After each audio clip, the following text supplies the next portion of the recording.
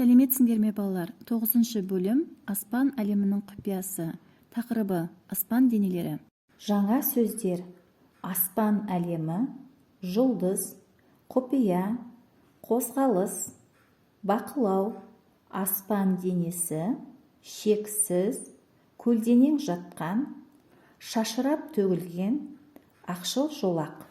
Сабақтың мақсаты: жазба жұмыстарды сипаттау, бейнелеу құралдарын қолданып жазу, бағалау критерийлері, мәтін мазмұнын түсінеді, тақырып бойынша сұрақтарға жауап бере алады, аспан денелері туралы қосымша ақпарат бере алады, жазба жұмысын сипаттау, бейнелеу құралдарын қолдана алады. Аспан денелері дегеніміз не?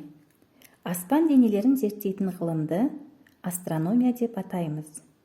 Астрономия аспан денелерін, олардың құрылысын, қозғалысын зерттейтін ғылым.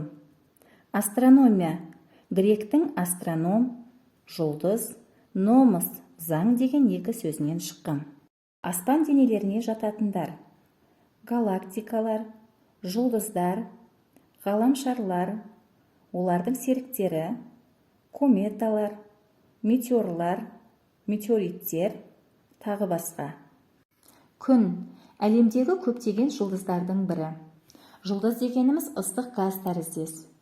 Жұлдызаралық кеңістікте көп сәуле шашатын сфера. Осы сәулеленудің бірі жарық болып келеді. Ғаламшар көлемі әлде қайда кішірек және суықтау жұлдыздарды айналып жүретін аспан денелері. Жерге жақын орналасқан ғаламшарды жай көзбен қарағанда, олар жұлдыз немесе жарқырап тұрған нүкте секілді көрінеді. Олар күн сәулесінің әсерінен шағылысып, жарқырап көрінеді. Біз басқа жұлдыздарды айналатын ғаламшарды көре алмаймыз. Себебі олар тым шағын және алыс орналасқан.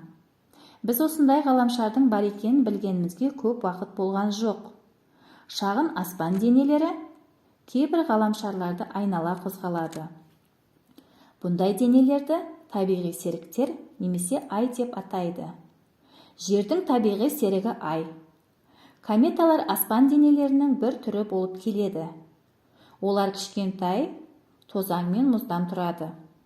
Олардың диаметрі бірнеше километрден бірнеше жүздеген километрге дейін жетеді. Ғарышта сонымен қатар көптеген шағын денелер бар. Мәселен, қисық пішінді және диаметрі 200 километрден аспайтын планетоидтар бар. Сонымен қатар ғарыш тозаң мен газдардан тұрады.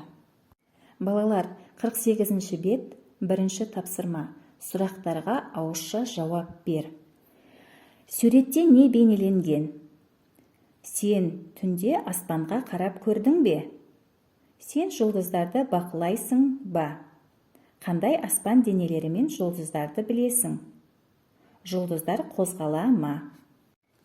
Балалар, 2-ші тапсырма. Сұраққа жазбаша жауап бер. Түнгі аспан қандай? Күндізгі аспан қандай?